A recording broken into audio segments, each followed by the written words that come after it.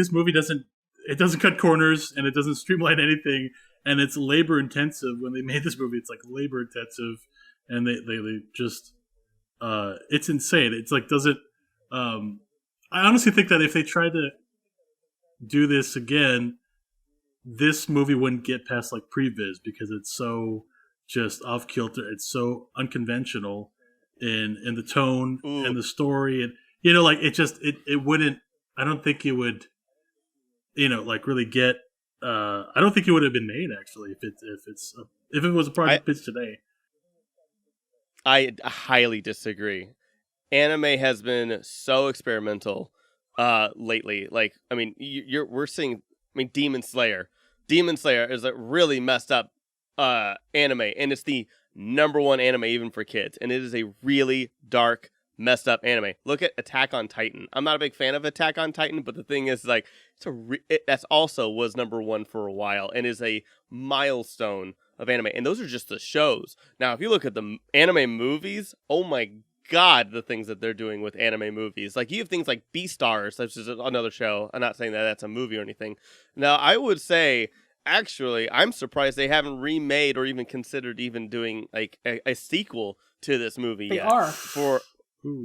Well, I know they're making a live action remake, but I don't know. They're making a sequel series with. Oh, I didn't know it was a sequel series. I thought it was just a remake. Otomo, yeah. Oh, really? And then Taika Waititi is attached to do a live action version. But that's separate from that. Wow. I mean, do you think that they could make a sequel and have it live up to the promise of this? I doubt it, but the fact that it's the original creator who create the one caveat with that I'll say is what we talked about earlier with the manga is it's great and there's so much content in there. I don't know that the follow-up would be necessarily what you see there, but that's the reason, part of why I'd be interested in a live-action version is if you're telling me it's a live-action remake of this film, maybe I don't want to see that, but if it's a live-action adaptation of that epic, super long volume of manga, that's something I'd be interested in. And so, therefore, there's still material that even the filmmaker created in his own comic that Katsuhiro Otomo didn't even use in the movie. So there's like 1,000 pages worth of stuff for him to tap into. So that's why I would say potentially that it could possibly work. Yeah, but it could never have the impact that it had though.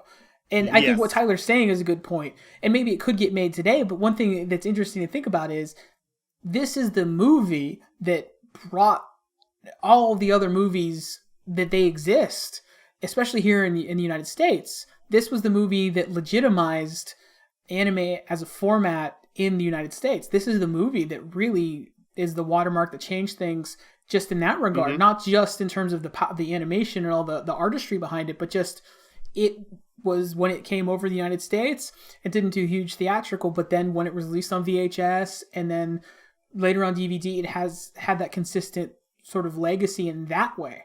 So it's interesting to think, and I really appreciate Tyler's perspective having seen it later, because he's seeing all these things that wouldn't have come over here had that not come out first. That's the really interesting thing.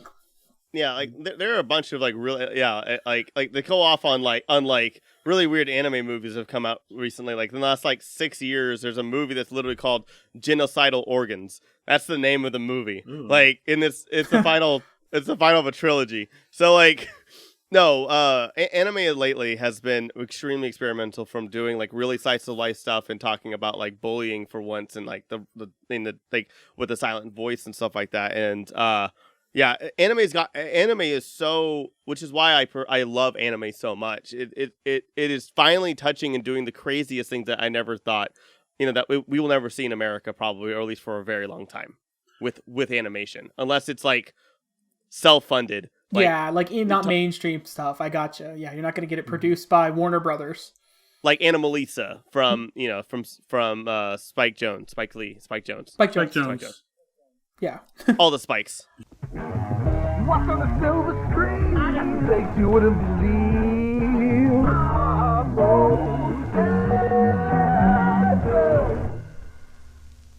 Grab